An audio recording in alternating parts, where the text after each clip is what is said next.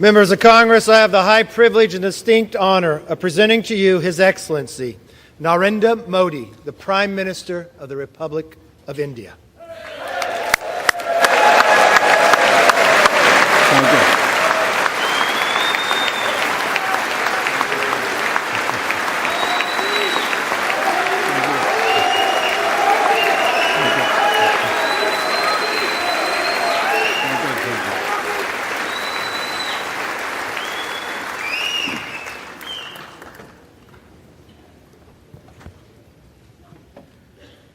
Mr. Speaker, Madam Vice President, distinguished members of the U.S. Congress, ladies and gentlemen, Namaskar.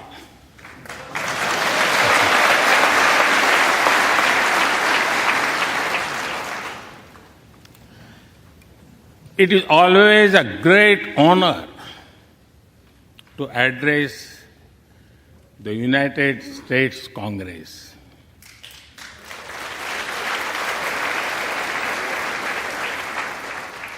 It is an exceptional privilege to do so twice.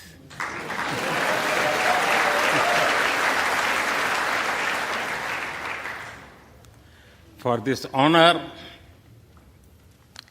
I extend my deepest gratitude on behalf of the 1.4 billion people of India.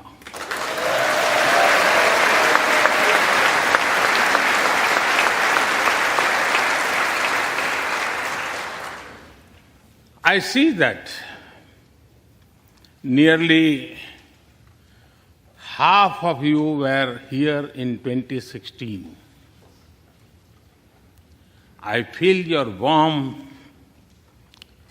as old friends. I can also see the enthusiasm of a new friends in the other half. I remember Senator Harry Reid, Senator John McCain, Senator Orrin Hatch, Elijah Cummings, Elsie Hastings, and others who I met here in 2016 and who are sadly no longer with us. Mr. Speaker, standing here 7 Junes ago, that is the June when Hamilton swept all the awards, I said that the hesitations of history were behind us. Now, when our era is at a crossroads, I am here to speak about our calling for this century.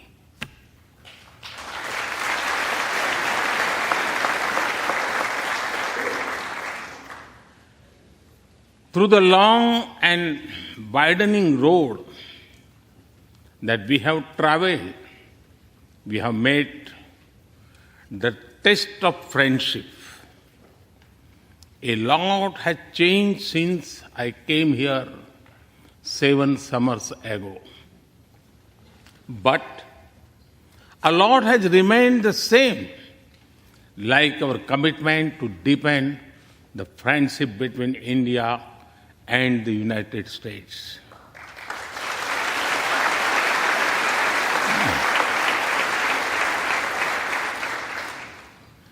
In the past few years, there have been many advances in AI, artificial intelligence.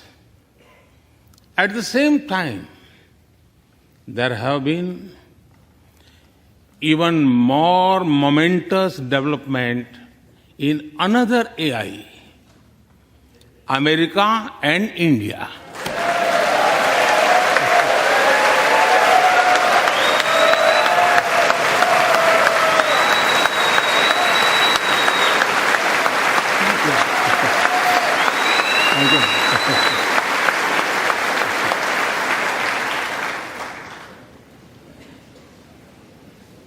Mr. Speaker and distinguished members, the beauty of democracy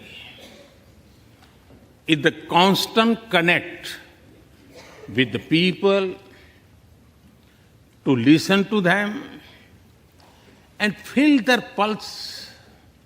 And I know this takes a lot of time, energy, effort, and travel. It is a Thursday afternoon, a fly-out day for some of you. So I am grateful for your time.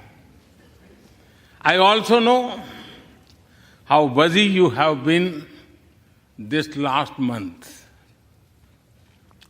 Being a citizen of a vibrant democracy, myself, I can admit one thing, Mr. Speaker, you have a tough job.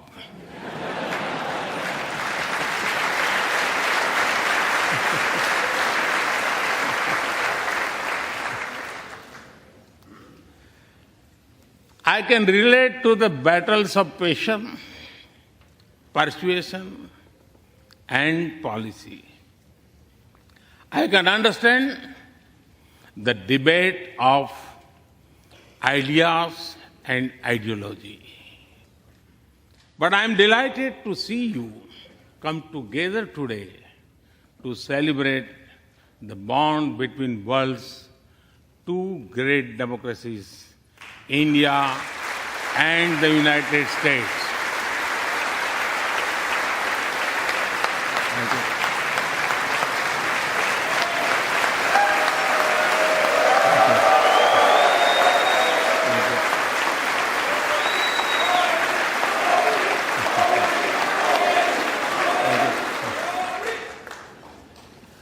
I'm happy to help out.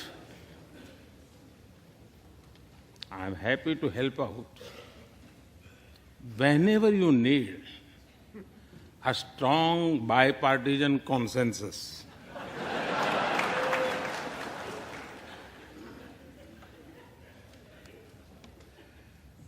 There will be and there must be a contest of ideas at home. But we must also come together as one when we speak for our nation.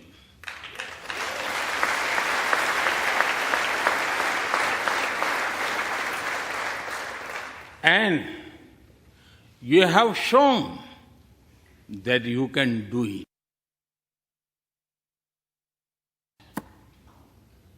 Congratulations.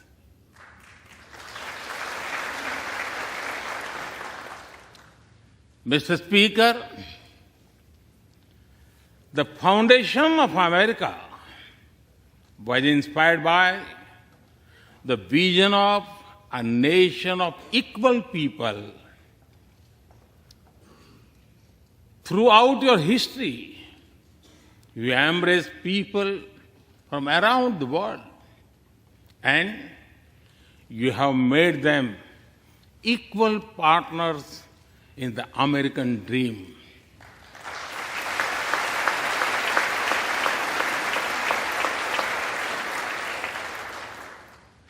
There are millions here who have roots in India. Some of them sit proudly in this chamber.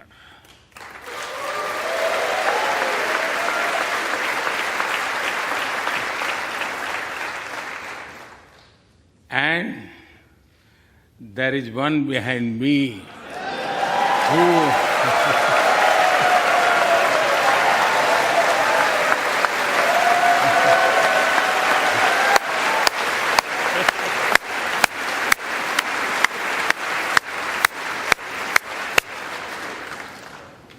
who has made history.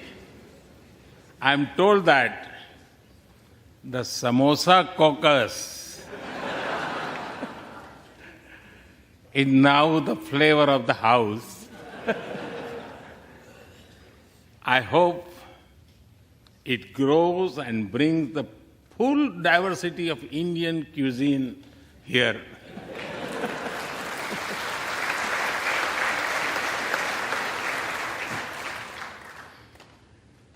Over 2 centuries, we have inspired each other through the lives of great Americans and Indians. We pay tribute to Mahatma Gandhi and Martin Luther King Jr.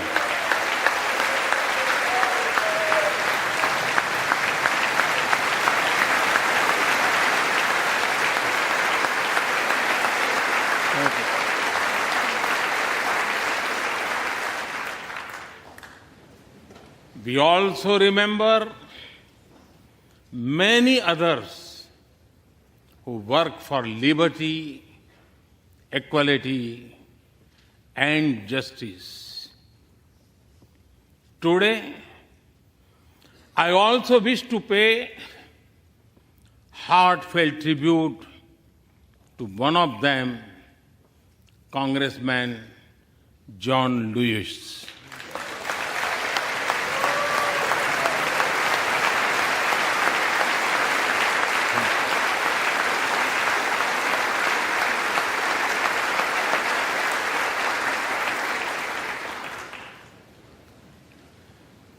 Mr. Speaker,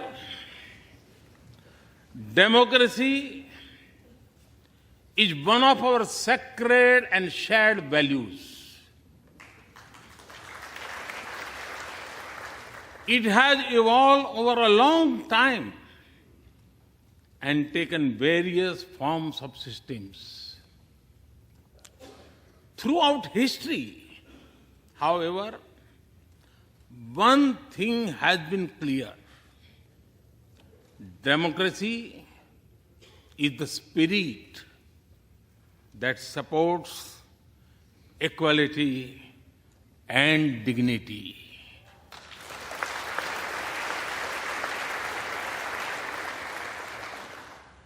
Democracy is the idea that welcomes debate and discourse.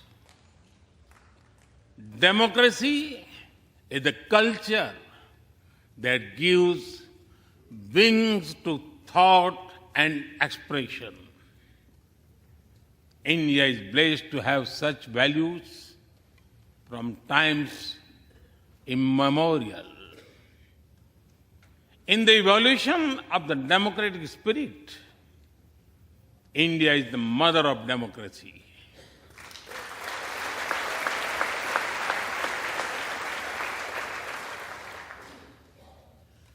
Millennia ago, our oldest scripture said, Ekam Sat Vipra Bahudha Vadanti.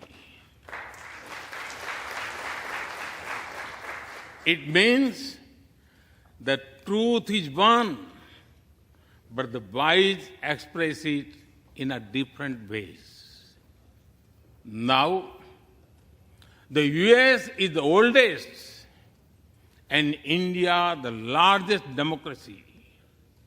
Our partnership augurs well for the future of democracy.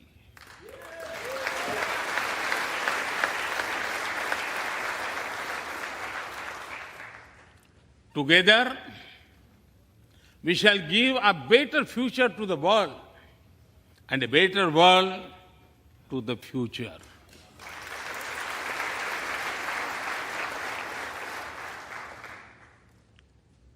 Mr. Speaker, Last year, India celebrated 75 years of its independence. Every milestone is important, but this one was a special. We celebrated a remarkable journey of over 75 years of freedom after 1,000 years of foreign rule in one form or another.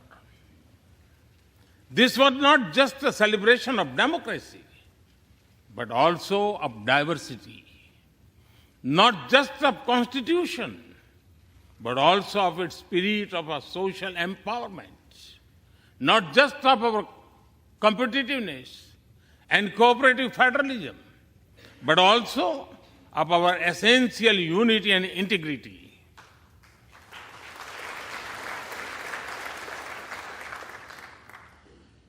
We have over 2,500 political parties.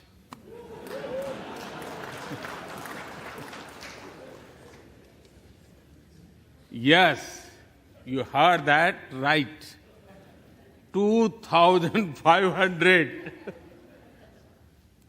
About 20 different parties govern various states of India.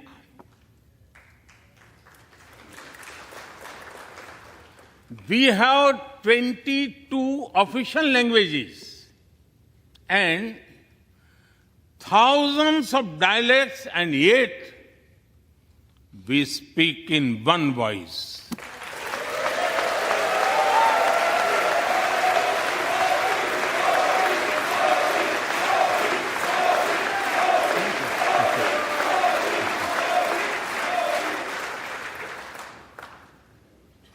Every 100 miles, our cuisine changes. From dosa to aloo paratha, and from Sikhan to Sandesh. We enjoy all of this. We are home to all faiths in the world, and we celebrate all of them.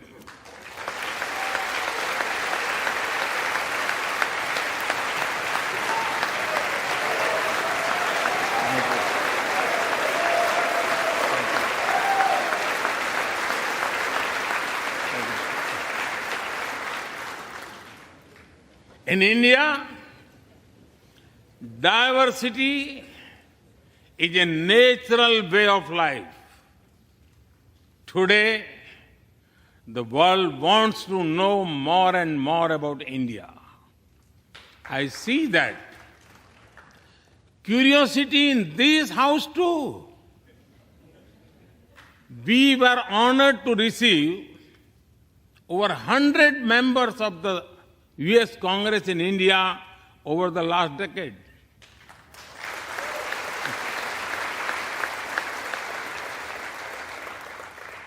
Everyone wants to understand India's development, democracy, and diversity. Everyone wants to know what India is doing right and how.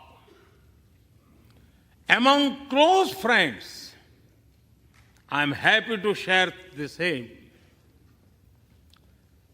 Mr. Speaker, when I first visited the US as a Prime Minister, India was the 10th largest economy in the world.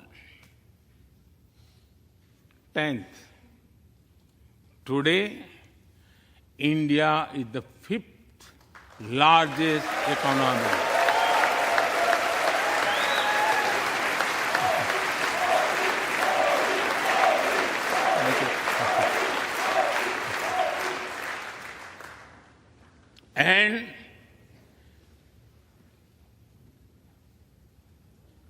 And India will be the 3rd largest economy soon.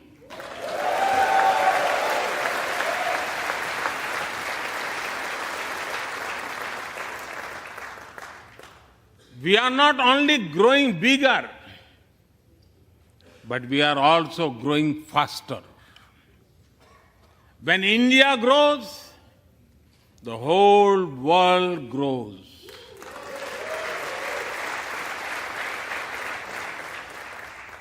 After all, we are 1/6 of the world's population.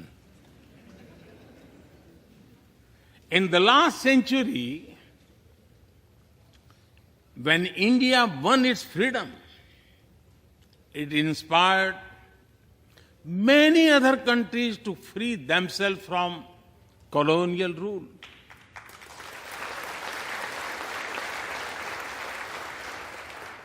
In this century, when India sets benchmark in growth, it will inspire many other countries to do the same.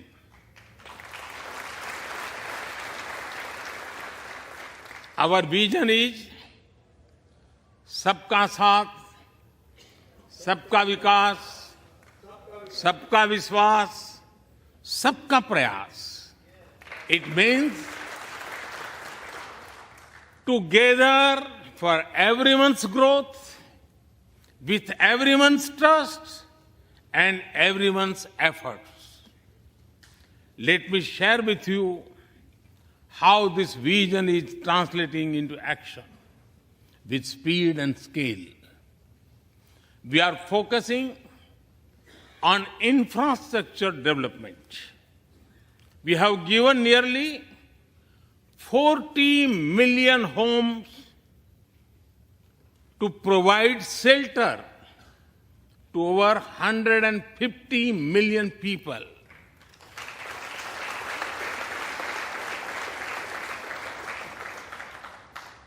That is nearly 6 times the population of Australia.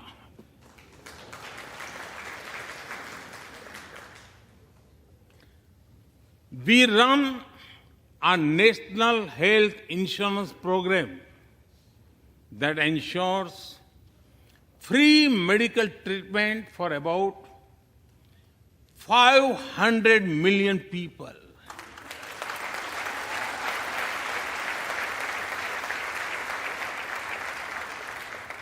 $500 million people, that is greater than the population of South America. We took banking to the unbanked with the world's largest financial inclusion drive. Nearly 500 million people benefited. This is close to the population of North America.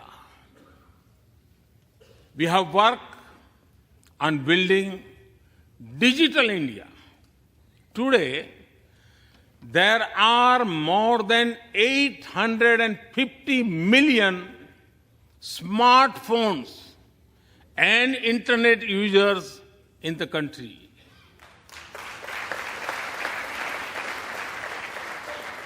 This is more than the population of Europe. We protected our people with 2.2 billion doses of made in India COVID vaccines.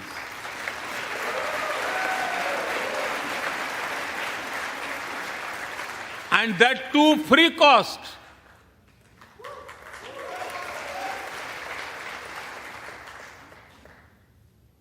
I may be running out of continent soon, so I will stop here.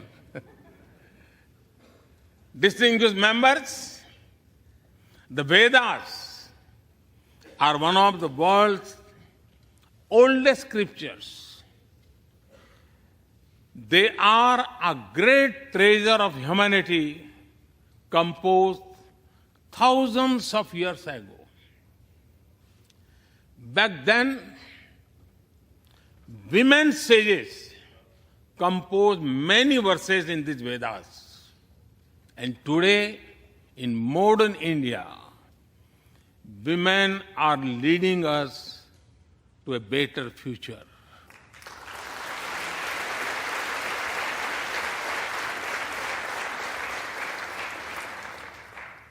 India's vision is not just of development which benefits women. It is of women-led development where women lead the journey of progress.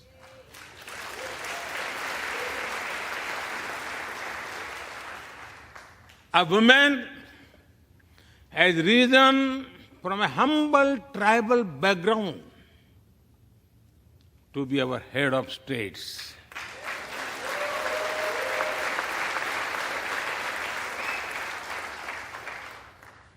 Nearly 1.5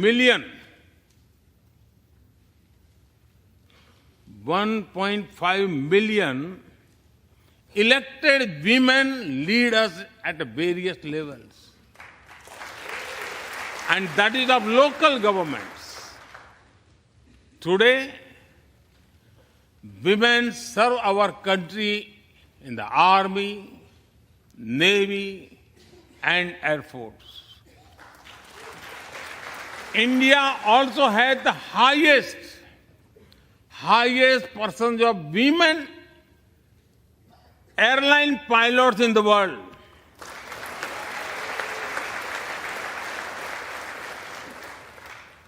And they have also put us on Mars by leading our Mars mission. I believe that investigating in a girl child lifts up the entire family. Empowering women transforms the nation.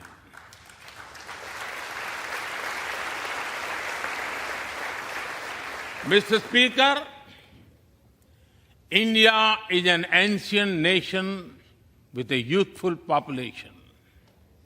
India is known for its traditions, but the younger generation is also making a hub of technology, be it creative reels on Insta or real-time payments.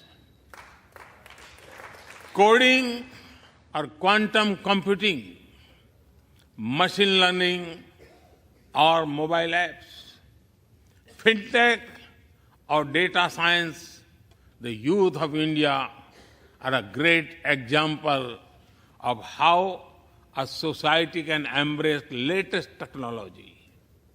In India, technology is not about innovation, but also about inclusion. Today, digital performance are empowering the rights and dignity of people while protecting privacy. In the last 9 years, over 1 billion people got a unique digital biometric identity connected with their bank accounts and mobile phones. This digital public infrastructure helps us reach citizens within seconds with financial assistance. 850 million people receive direct benefit financial transfers into their accounts. 3 times a year, over 100 million farmers receive assistance in their bank accounts at the click of a button. The value of such transfer has crossed $320 billion. And we have saved over $25 billion in the process.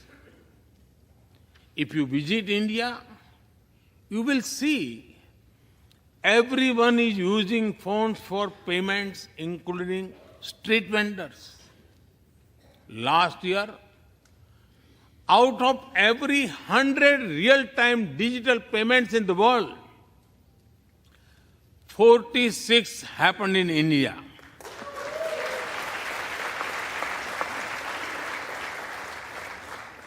nearly 400,000 miles of optical fiber cables and cheap data have ushered in a revolution of opportunities. Farmers check weather updates. The elderly get social security payments. Students access scholarships. Doctors deliver telemedicine. Fishermen check fishing grounds, and small businesses get loans with just a tap on their phones. Mr. Speaker, a spirit of democracy, inclusion, and sustainability defines us. It also shapes our outlook to the world. India grows while being responsible about our planet. We believe, Mata Bhumihi Putro Aham Prithviya. This means the earth is our mother and we are her children. Indian culture deeply respects the environment and our planet.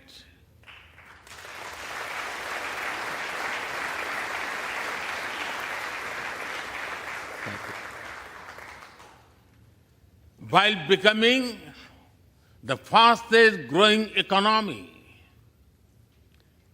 we grew our solar capacity by 2,300%. Yes, you have heard right. 2,300%.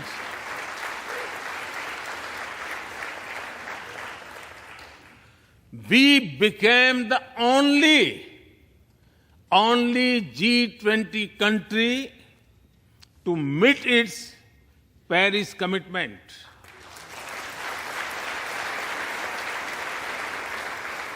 We made renewables account for over 40% of our energy sources, 9 years ahead of the target of 2030.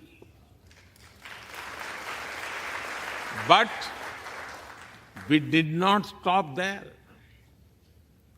At the Glasgow summit, I proposed Mission Life, lifestyle for environment. This is a way to make sustainability a true people's movement. To live it, to be the job of governments alone. By being mindful in making choices, every individual can make a positive impact. Making sustainability a mass movement, we help the world reach the net zero target faster. Our vision is pro-planet progress. Our vision is pro-planet prosperity. Our vision is pro-planet people.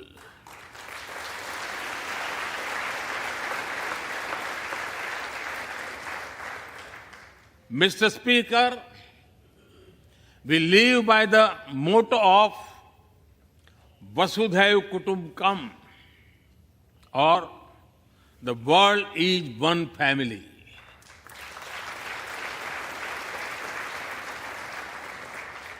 Our engagement with the world is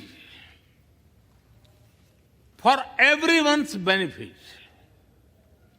The one sun, one world, one grid seek to join us. All is connecting the world with clean energy.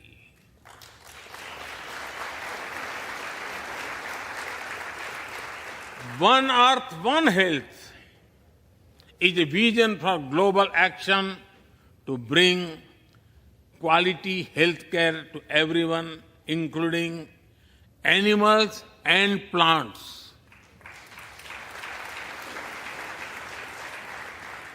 The same spirit is also seen in the theme when we chair the G20, One Earth, One Family, One Future.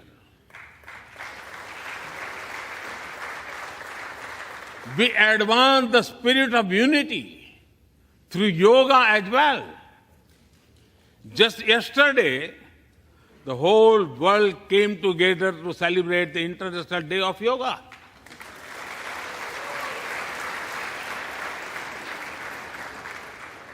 Just last week, all nations joined our proposal at the UN to build a memorial wall to honor the peacekeepers. And this year, the whole world is celebrating the International Year of Millets to promote sustainable agriculture and nutrition alike. During COVID, we delivered vaccines and medicines to over 150 countries. We reach out to others, being disasters as first responders, as we do for our own. We share our modest resources with those who need them the most. We build capabilities, not dependencies.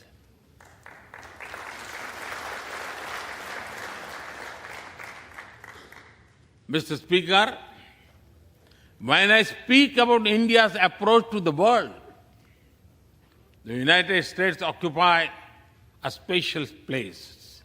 I know. Our relations are of great importance to all of you. Every member of this Congress has a deep interest in it. When defense and aerospace in India grow, industries in the state of Washington, Arizona, Georgia, Alabama, South Carolina, and Pennsylvania thrive.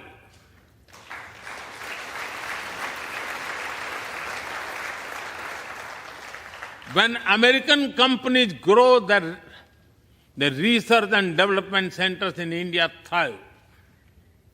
When Indians fly more, a single order for aircraft creates more than 1 million jobs in 44 states in America.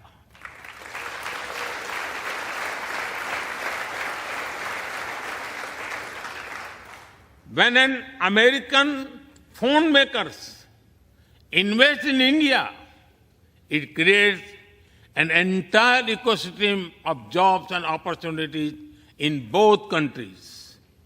When India and US work together on semiconductors and critical minerals, it helps the world in making supply chains more diverse, resilient, and reliable.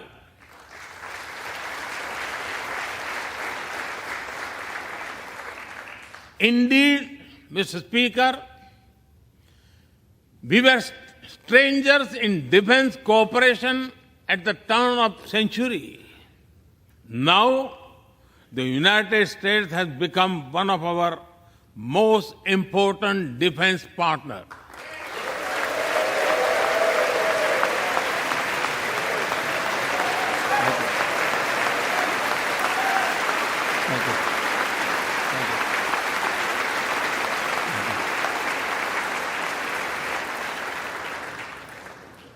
Today, India and the US are working together in space and in the seas, in science and in semiconductors, in startups and sustainability, in tech and in trade, in farming and in finance, in art and artificial intelligence, in energy and education, in healthcare and humanitarian efforts. I can go on and go on, but to sum up it, I would say the scope of our cooperation is endless. The potential of our synergies is limitless. And the chemistry in our relations is effortless.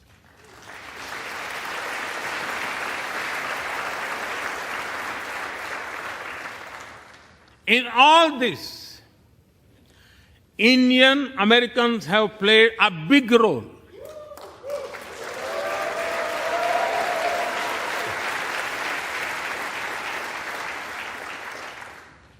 They are brilliant in every field, not just in spelling bee.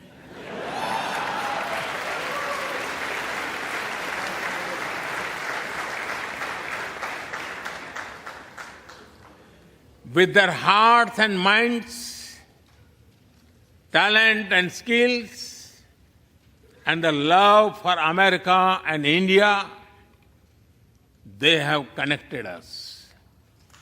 They have unlocked doors. They have shown the potential of our partnership.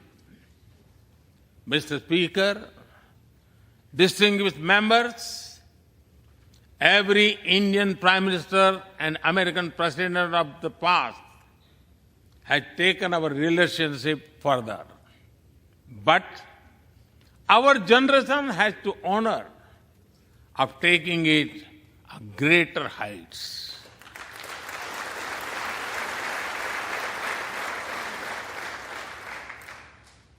I agree with President Biden that this is a defining partnership of this country because it serves a larger purpose. Democracy, demography, and destiny give us the purpose. One consequence of globalization has been to cover over concentration of supply chains. We will work together to diversify, decentralize, and democratize supply chains.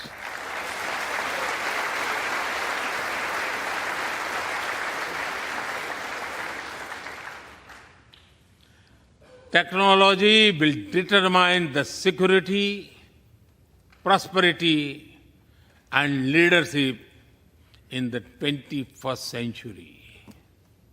That is why our two countries established a new initiative for critical and emerging technologies.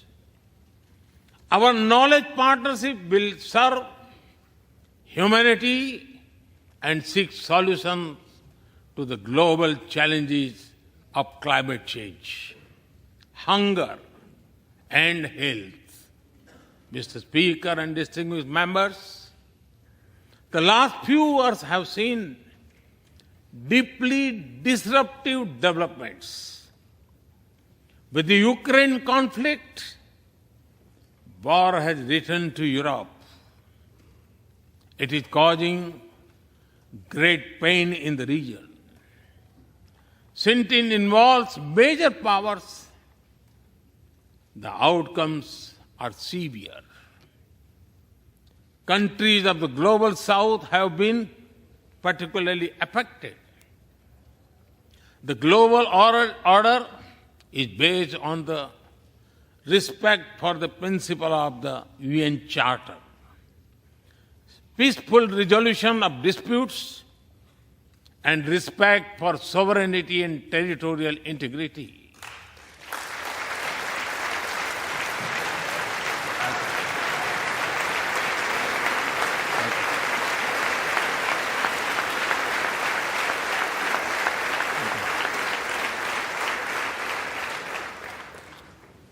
As I have said directly and publicly, this is not an era of war.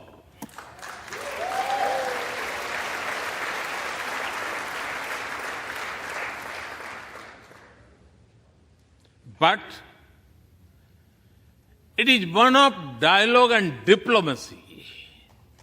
And we all must do what we can to stop the bloodshed and human suffering.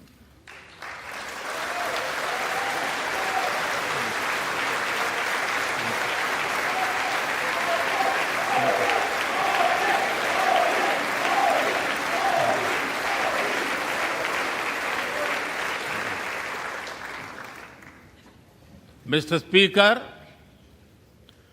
the dark clouds of coercion and confrontation are casting their shadow in the Indo-Pacific.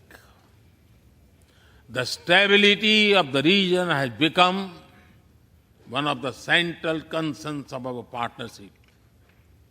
We share a vision of a free, open, and inclusive Indo-Pacific.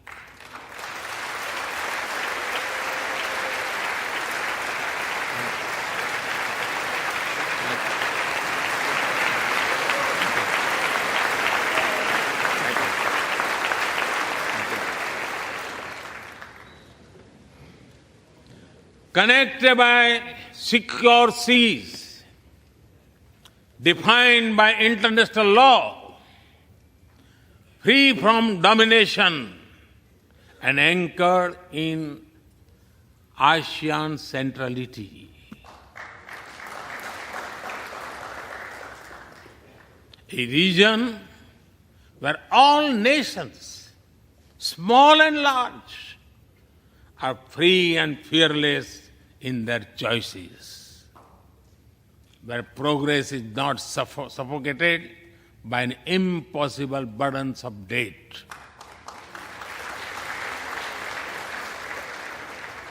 Where connectivity is not leveraged for strategic purposes, where all nations are lifted by the high tide of shared prosperity.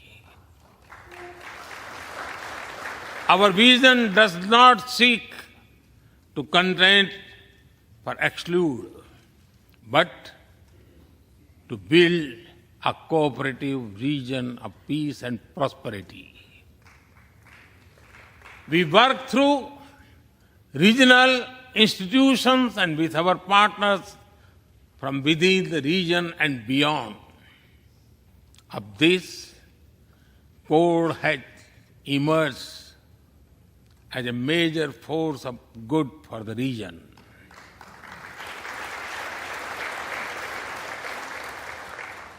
Mr. Speaker, more than 2 decades after 9/11 and more than a decade after 26/11 in Mumbai, radicalism and terrorism still remain a pressing danger for the whole world. These ideologies keep taking new identity and forms, but their intentions are the same. Terrorism is an enemy of humanity, and there can be no ifs and buts in dealing with it.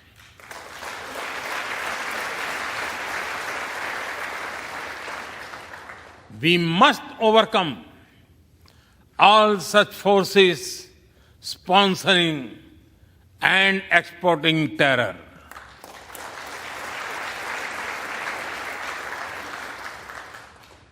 Mr. Speaker, COVID-19's biggest impact was the human loss and suffering it caused. I wish to remember Congressman Ron Wright and the staff members who lost their lives to COVID. As we emerge out of the pandemic, we must give shape to a new world order. Consideration, care, and concern are the need of the hour. Giving a voice to the global south is the way forward.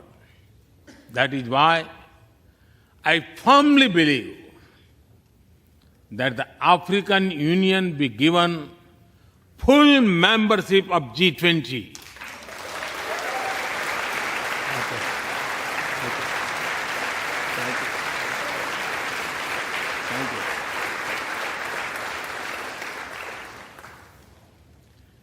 We must revive multilateralism and reform multilateral institutions. With better resources and representation that applies to all our global institutions of governance, especially the United Nations. When the world has changed, our institutions too must change, or risk getting replaced by a world of rivalries without rules. In working for a new world order based on international law, our two countries will be at the forefront as partners.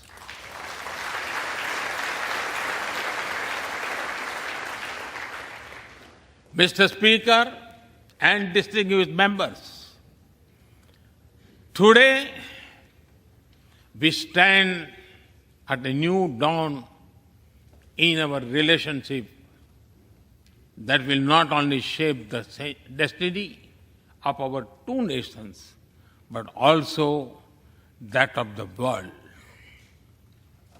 As the young American poet Amanda Gorman has expressed, when day comes, we step out of the shade, aflame and unafraid. The new dawn blooms as we free it. For there is always light if only we are brave enough to see it.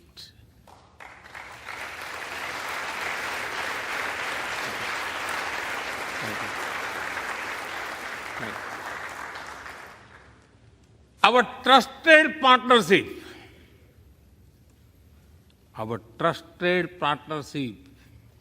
is like the sun in this new dawn that will spread light all around.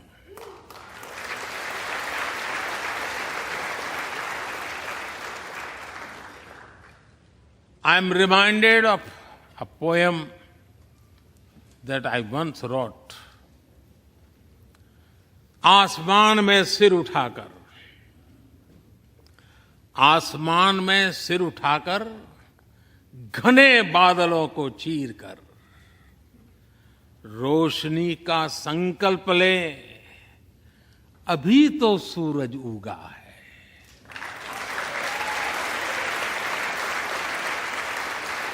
अभी तो सूरज उगा है। दृढ़ निश्चय के साथ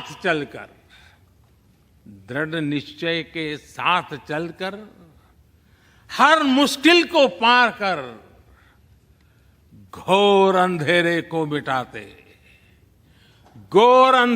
मिटाने अभी तो सूरज उगा है।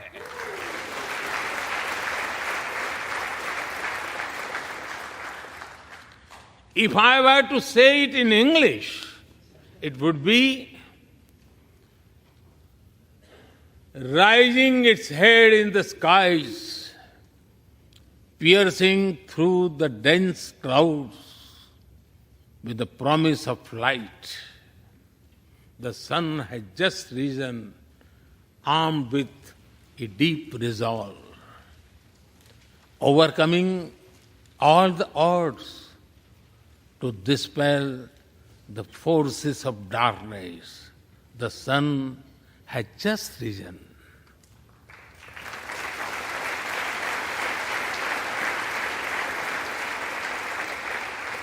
Mr. Speaker and distinguished members,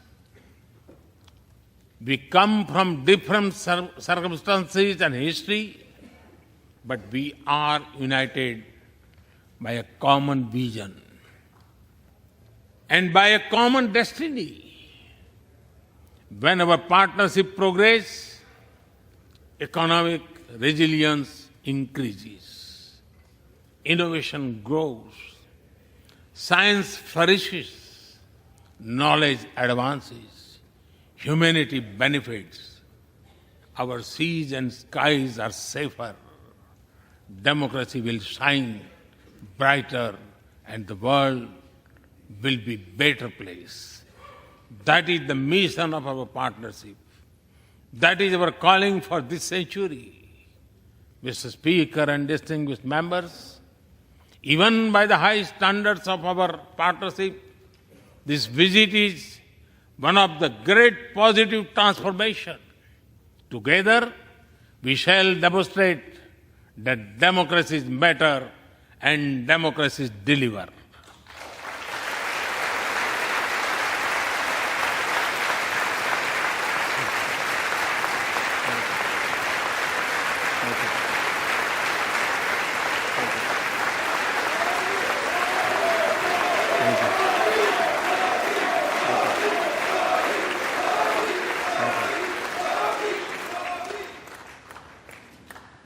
I count on your continued support to the India-US partnership. When I was here in 2016, I said that our relationship is primed for a momentous future. That future is today.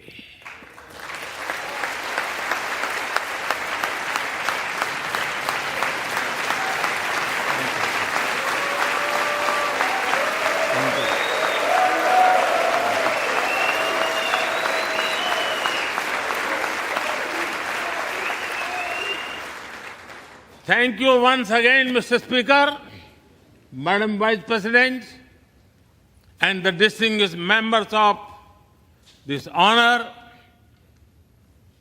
God bless America. Jai Hind. Long live India-US friendship. Thank you.